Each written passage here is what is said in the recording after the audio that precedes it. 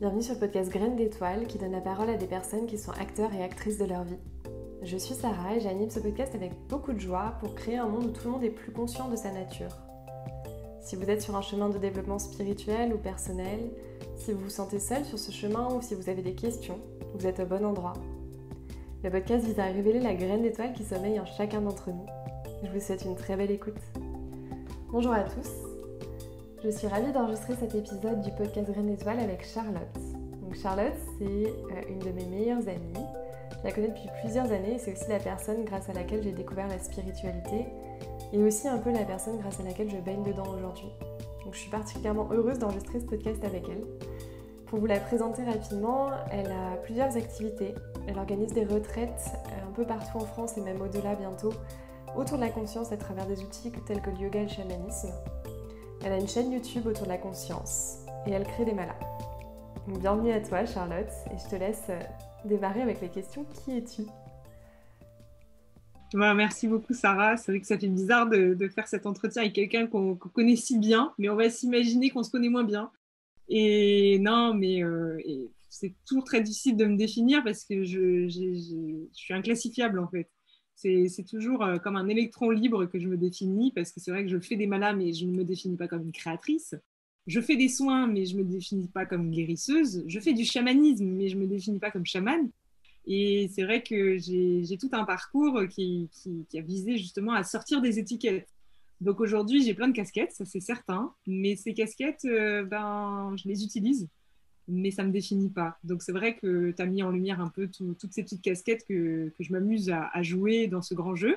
Mais disons qu'avant toute chose, eh bien, j'ai cette sensation d'être à la fois très dans la matière, très incarnée, très au contact d'une vie très simple, et en même temps d'avoir la possibilité d'avoir accès à des choses qui peuvent paraître pour plein de gens extraordinaires et qui, pour moi, sont devenues des choses ordinaires. Donc, c'est assez rigolo de faire des ponts sans cesse entre des choses très classiques du quotidien et des choses qui sont un peu plus multidimensionnelles. On va les appeler comme ça. Voilà. C'est vrai que par ton métier, tu baignes vraiment dans la spiritualité, c'est un peu ton quotidien. C'est quoi ta définition à toi de la spiritualité ? Et ouais, la spiritualité. Et ben pour moi, c'est le quotidien. La spiritualité, c'est quelque chose qu'on incarne. C'est quelque chose qui se vit, qui se vibre à chaque instant.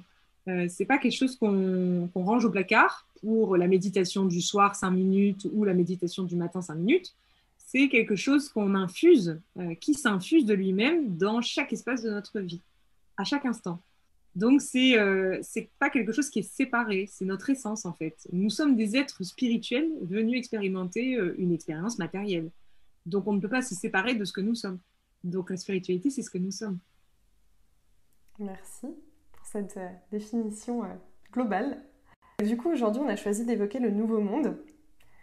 Donc, c'est quelque chose dont on parle beaucoup. On en entend beaucoup parler. On va créer ce nouveau monde, on va faire ce nouveau monde, on est dans le nouveau monde ou on l'est pas.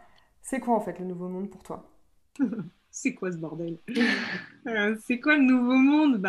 En fait, j'aime souvent à dire qu'il y a autant de nouveaux mondes que de personnes sur Terre. On va dire que chacun est dans son histoire, dans sa matrice, dans sa bulle, hein, quelque part. Donc, on pourrait dire qu'il y a autant de définitions que de personnes. Mais il y a quelque chose il y a un fil conducteur, il y a quelque chose qui nous rassemble quelque part. Ce nouveau monde, ça serait finalement plonger au cœur de soi, donc au cœur, du centre. Donc avoir la possibilité de descendre dans cet espace pour pouvoir le dépoussiérer, faire le ménage, asticoter un petit peu là-bas. Et depuis cet espace qui serait à nouveau neutre, à nouveau dans la lumière, eh bien tout simplement manifester à l'extérieur ce qu'il y a en nous.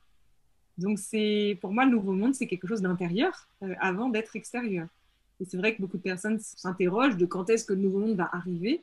Mais en fait, il arrive d'abord, il est déjà là pour plein d'êtres parce qu'il est au cœur de ce que nous sommes. Il n'est pas à l'extérieur. Et c'est une fois que tous les êtres à l'échelle individuelle auront évidemment fait ce chemin jusque dans leur centre, qu'à l'extérieur, la vision pourra enfin se matérialiser. Comment tu le vis toi au quotidien concrètement ? Ce nouveau monde. Et ce nouveau monde au quotidien nous réserve bien des surprises. C'est pas un long fleuve tranquille. Le nouveau monde, c'est un choix qu'on fait intérieurement. c'est un choix qui n'est pas le choix mainstream ou le choix ou le choix de la majorité. Si la majorité avait déjà fait ce choix, eh bien, ce nouveau monde serait déjà là, à l'extérieur. Or, ce n'est pas le cas. Donc, ça veut donc dire que quand on fait ce choix-là, on fait partie non pas d'une majorité, mais d'une minorité, que nous sommes aidés, bien évidemment. Donc, c'est pas qu'une histoire terrienne, tout ça. Mais dans l'expérience que l'on peut en faire, c'est pas toujours facile, parce que c'est faire des choix dans sa vie professionnelle, personnelle, dans sa vie de tous les jours, qui ne sont pas forcément les choix du tout à chacun. Donc moi, par exemple, il y a de ça quelques années en arrière, j'avais une vie toute tracée. J'étais partie, j'ai fait Sciences Po et j'étais partie pour vraiment être dans l'entrepreneuriat social. Avec ces capacités oratoires-là, je pense que j'aurais pu aller encore au-delà. Et puis, la vie a conspiré pour me faire vivre des événements douloureux qui m'ont amené à remettre en question les choix et de faire un choix tout autre, qui était le choix de me jeter dans le vide et de débuter quelque chose que je ne connaissais pas. J'ai eu la chance de voyager, d'être formée au yoga, de découvrir le yoga par un flux de totale synchronicité qui n'était pas décidé par ma petite personne. Et puis, à mon retour, il a fallu que je l'enseigne. C'est-à-dire que des personnes sont venues me demander, ce n'est pas moi qui ai décidé. Et je dis souvent que toute ma vie n'a pas été décidée par moi. Mais qui est moi? Et du coup, c'est toujours la même chose. Ça m'a amené, on a commencé à me dire, mais alors vas-y, tu donnes des cours, etc. Donc j'ai finalement accepté de donner des cours. Et pourtant, c'était ma plus grande peur. J'avais peur de parler en public. Je n'avais aucune confiance en moi. J'ai des blessures comme tout le monde, notamment l'humiliation, le rejet, l'abandon. Enfin bon, voilà, à part sortir Lise Bourdeau, mais bon, c'est un peu ça l'idée. Et donc pour moi, c'était extrêmement difficile de faire ce choix. Et il y a quelque chose qui m'a propulsée. Et c'est comme si j'avais le choix, mais c'était presque un non-choix en fait. Et c'était comme une évidence, mais difficile à incarner en fait, à choisir. Et c'est vrai que ce choix a conduit, bien évidemment, au rejet de toute ma famille qui n'a pas compris pourquoi j'avais fait ce choix. Et donc finalement, ce nouveau monde, oui, il se matérialise à travers des choix de vie qui ne sont pas les choix qui nous semblent être tracés pour nous, mais qui sont des choix qui émanent depuis un tout autre espace, cet espace qui nous dépasse et qui nous guide en fait. Donc c'est un choix intérieur. Est-ce que tu sais toujours quand tu y es? Eh ben non. Eh ben non, parce que ce qui est fabuleux sur ce chemin intérieur, c'est que déjà c'est intérieur et que du coup, puisque c'est à l'intérieur de nous, il n'y a que nous qui pouvons regarder.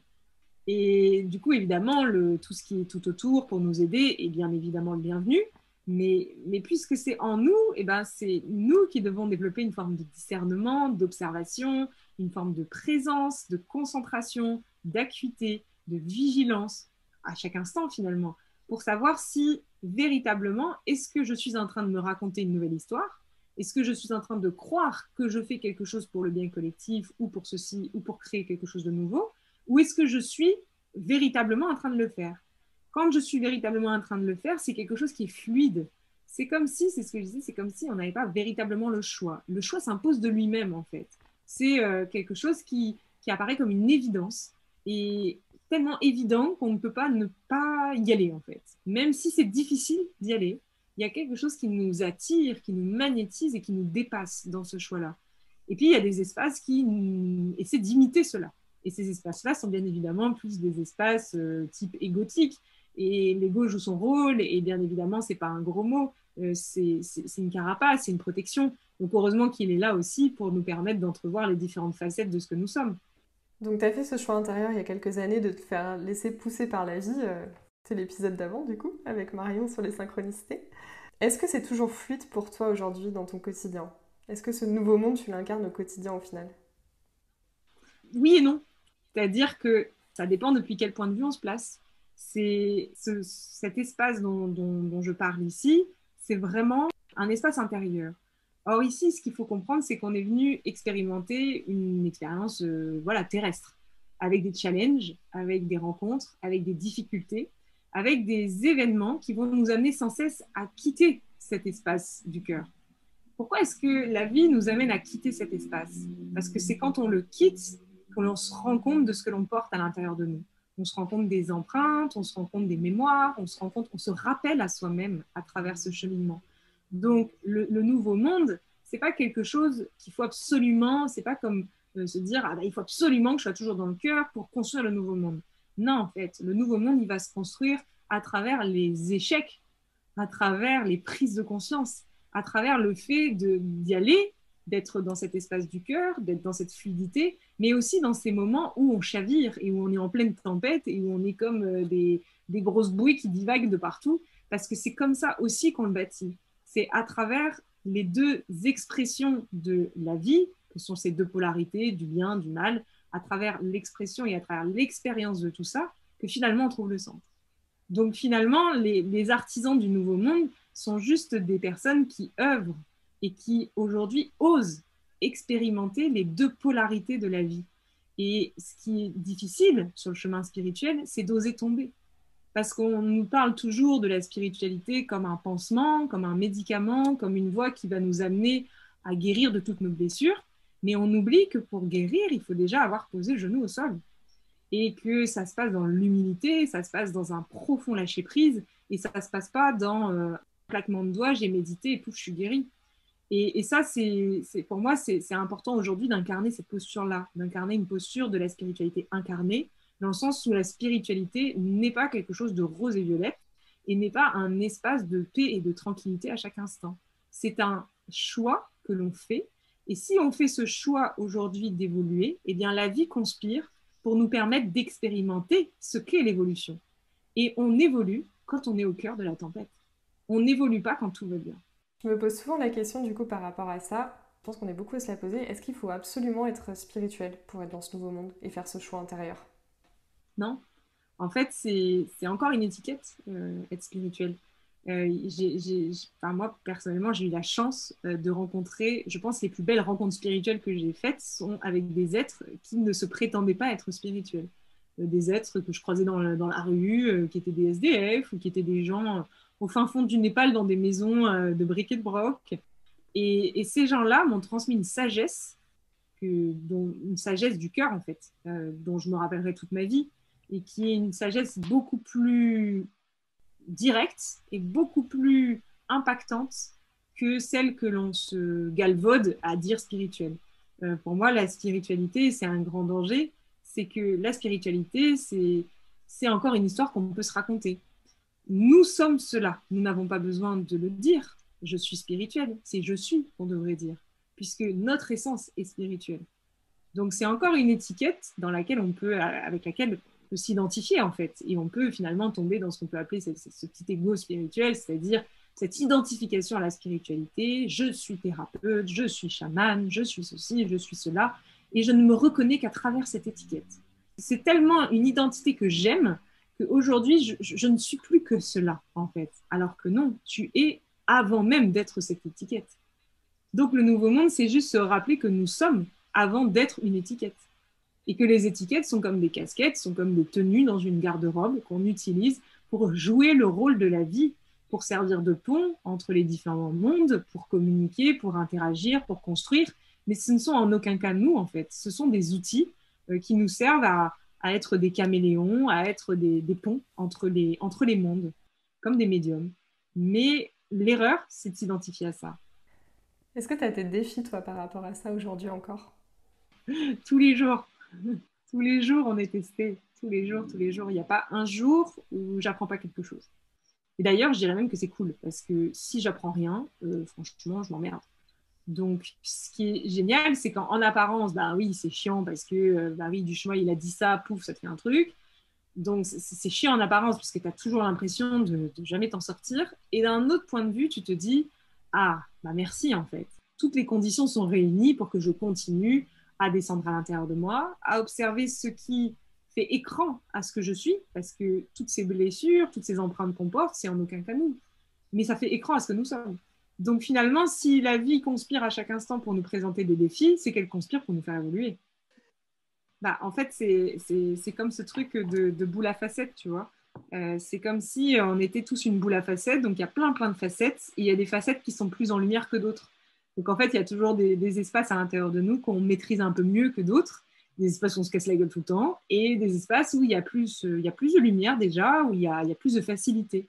Et moi, je dirais, là, dans ma vie actuelle, bah, il y a les deux. Il y a à la fois des espaces où c'est compliqué encore, et puis des espaces où, par exemple, c'est devenu extrêmement fluide. Par exemple, les retraites, mon activité que je fais, ça a été pendant très longtemps une facette qui n'était pas en lumière, où je me limitais, où j'avais pas confiance en moi. Alors c'était bizarre parce que je créais ces retraites et puis je passais mon temps à me comparer et à me dire ah mais pourquoi est-ce que moi j'y arriverai alors que tous les buchemolles ils font ça aussi.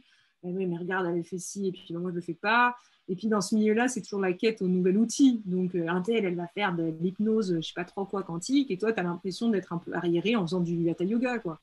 Donc c'est vrai que pendant des années, j'ai eu cette difficulté à me positionner dans ce milieu, un manque de confiance totale en moi. Et du coup, je me limitais, en fait, de ce manque de confiance, de ce truc-là, je me limitais. Et j'en avais pas conscience que j'étais en train de me limiter. Et puis, j'étais stressée tout le temps, angoissée d'avoir un groupe, de devoir gérer un groupe. Donc, je me limitais aussi là-dedans. Intérieurement, je me disais, surtout, il faut que le groupe, ça soit maximum 12 personnes, hein, parce qu'au-delà de 12, moi, je peux pas gérer. Mais c'était moi-même qui me limitais toute seule. Je n'avais jamais expérimenté un plus grand groupe, donc je ne pouvais pas vraiment le savoir. Et puis c'est vrai que j'ai eu la chance de rencontrer mon conjoint, qui aujourd'hui est mon partenaire de vie, mais aussi professionnel. Et même si je ne fais plus la distinction entre profession et vie, en fait, c'est infusé dans tout. Et comme je ne fais plus la distinction entre vacances et congés, je ne sais pas quoi, en fait, tout s'infuse. Et lui, un jour, me l'a fait voir. Il m'a dit, mais pourquoi est-ce que tu te limites comme ça? Et donc, je n'ai pas trop compris au début. Je me suis dit, c'est-à-dire, je me limite, je ne comprends pas ce que tu dis. Et pourquoi tu dis toujours que ça doit être forcément 12 personnes? Pourquoi ça pourrait pas être plus? C'est vrai qu'à l'instant, il me l'a dit, j'ai senti une peur monter, un truc du style, ah ben non, ça ne peut pas être plus, je ne peux pas gérer. Panique, quoi. Je ne peux pas contrôler la retraite si on est plus. Je ne peux pas contrôler. C'est ce mot-là qui est venu. Et donc, de là, j'ai pu entrevoir qu'effectivement, il y avait cette facette contrôleuse, qui avait toujours envie de tout gérer, que tout soit bien sous prétexte de lâcher prise et d'être dans un travail spirituel ou je sais pas quoi, qui en fait derrière tout ça était derrière et puis contrôler malgré tout l'expérience. Et c'est vrai que ce jour-là, je lui ai dit, bah écoute, chiche, après tout, c'est vrai, pourquoi je me limite? Et intérieurement, je l'ai clairement pensé, et fort. Je me suis dit, mais pourquoi je me limite? Je vais arrêter de me limiter. Et bah, tu me croiras vous me croirez ceux qui m'écoutent, et tu me croiras, Sarah, si tu veux, à l'instant où j'ai lâché ça, je suis rentrée chez moi le soir, j'ai pris mon ordinateur, j'avais 15 demandes d'inscription sur cette retraite. Donc on passait de 12 à 25. Et là, j'ai senti un stress monter et j'ai rigolé intérieurement parce que je me suis dit, mais c'est fou quoi, je viens de le lâcher, pouf, ça se matérialise. Et là, bim, c'est parti, allez, on y va. Et donc finalement, quelque chose qui était difficile au début, cette facette qui n'était pas du tout en lumière, aujourd'hui est devenu quelque chose qui s'est présenté finalement à terme sous la forme d'une très grande abondance.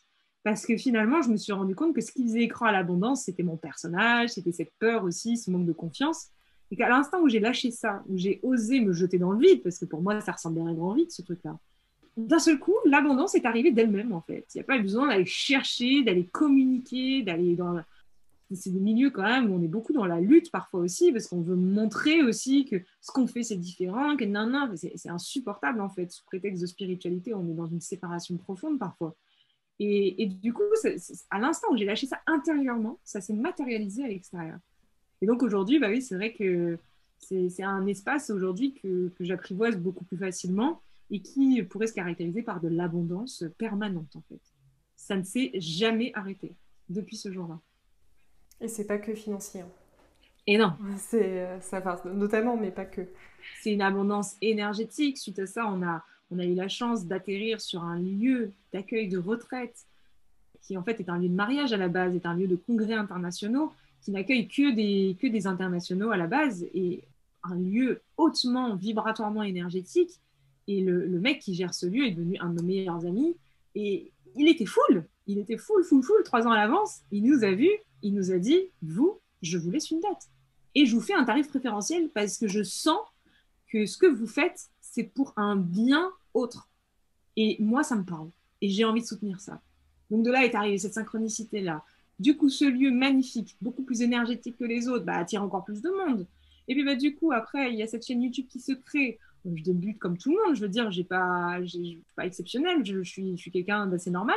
Et je débute une chaîne YouTube, j'ai 3 abonnés au début comme tout le monde. Et puis, je sais pas pourquoi, ça prend tout seul, en fait. J'ai pas eu besoin de communiquer, j'ai pas eu besoin de rien faire. Aujourd'hui, on est presque 50 000. Ça fait 1 an et demi que j'ai créé cette chaîne. Donc, c'est vrai que c'est extraordinaire de voir ça, mais de voir que ça se fait tout seul. Il n'y a pas besoin de communiquer, il n'y a pas besoin de se creuser la tête. C'est même bizarre pour moi de dire ça aujourd'hui, parce que même moi, je n'en suis pas encore revenue, quoi. Je crée des malas, c'est la même chose. La vie a conspiré pour que je crée des malas. J'aimais pas la lithothérapie, j'avais pas d'affinité avec les pierres. La vie conspire parce qu'on me dit 1 milliard de fois, allez Charlotte, fais-le. Je finis par le faire en me disant, chier quand même. Je le fais, je le crée, et à l'instant où je le crée, mais pas communiquer, j'ai juste un site internet, et c'est infini en fait. Et ça, pour moi, c'est la matérialisation dans la vie, dans le quotidien, qu'on est dans un espace connecté à son centre. Parce qu'il y a cette abondance qui arrive et qui n'est pas une abondance, comme tu disais, uniquement financière, qui est une abondance dans les rencontres, qui est une abondance dans l'énergie, qui est une abondance dans tout ce qu'on fait, dans tous les projets, dans toutes les idées, une abondance dans les idées. C'est-à-dire que ça ne s'arrête jamais, en fait. C'est comme si la vie se transformait comme un fluide créateur. Et ça crée, ça crée. C'est pas moi qui crée, c'est sacré. Sacré. C'est sacré. Donc finalement, pour savoir qu'on est dans le nouveau monde et qu'on a fait le choix du cœur, donc il y a sentir un peu son cœur, il y a sentir l'abondance, le flux sous toutes ses formes autour de soi. Est-ce qu'il y a d'autres moyens de savoir qu'on est dans ce monde, dans cet espace-là ou pas? Il y a Après, il y a beaucoup de sensations intérieures qui sont indéfinissables. En fait, on sort d'un espace duel, on sort d'une lutte. C'est comme si tout ce qui nous entoure nous apparaît d'une justesse irréprochable, mais pas le c'est juste en mode spirituel New Age, en mode oui, bah oui, c'est juste. Non, c'est pas ça. C'est une reconnaissance de la justesse du plan. C'est comme si nous, on vit ici une expérience catastrophique en apparence, surtout en ce moment, vraiment catastrophique en apparence, mais en réalité, il y a un plan derrière le plan. Ce plan est un plan lumineux qui œuvre. Et quand on est suffisamment monté en vibration, quand on a suffisamment quitté l'espace de la tête pour revenir dans le cœur, on se rend compte qu'il y a un plan qui agit au-delà même des apparences. Et que ce plan, même si ça nous paraît bizarre dans l'expérience, parce que l'expérience est catastrophique, on a cette foi, en fait. C'est vraiment ça le mot-clé, cette foi, cette confiance absolue. Mais c'est même pas 99%, c'est 100%. C'est une foi inébranlable en la vie. On sait au plus profond de nos cellules, et c'est pas une connaissance mentale, c'est une connaissance du cœur, c'est un ressenti intérieur, c'est une ouverture à soi qui nous fait ressentir que même si ça nous apparaît comme désastreux, il y a une justesse derrière chaque chose. Et ça se vit comme un émerveillement à chaque instant. En fait. On mettra dans le descriptif du podcast le lien de ta chaîne YouTube parce que c'est vrai que tu abordes ces sujets très en profondeur, tu vas beaucoup plus loin. Donc on les mettra pour que les gens comprennent bien ce que c'est tous ces plans dont tu parles, plans divins, voilà, pour aller plus loin pour ceux à qui ça parle. Et puis pour terminer, j'aime bien finir avec soit un conseil, soit une recommandation. Donc soit un conseil que tu as envie de donner à ceux qui nous écoutent, soit une recommandation de quelqu'un que tu as envie de voir interviewer sur ce podcast. Un conseil qui me vient, il y a vraiment un mot-clé qui me vient et ça me revient toujours. Et ça, pour moi, c'est tellement salvateur. Le mot-clé, c'est la simplicité. C'est salvateur parce que l'ego, l'espace en nous qui pense savoir, veut toujours tout complexifier. On pense que le chemin spirituel, c'est compliqué, que ça va demander du temps, que c'est difficile, que ça n'a... On se raconte une histoire. Mais en fait, c'est un jeu d'enfant, comme diraient les alchimistes. C'est un jeu d'enfant. C'est d'une simplicité. C'est tellement simple qu'on n'y arrive pas. C'est tellement simple qu'on n'y croit pas. En fait, ce dont on parle ici, c'est juste réapprendre à vivre chaque instant de sa vie. C'est être là quand ça se déroule.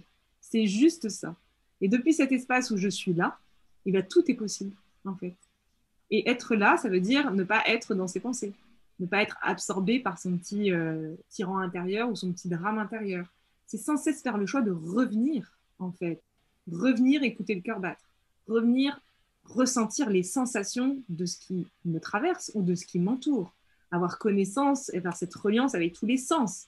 C'est quelque chose de très simple, en fait. C'est ça, suffit. Et c'est juste ça, en fait, qui est demandé aujourd'hui. C'est la simplicité d'être. Merci pour ce conseil simple et efficace, du coup.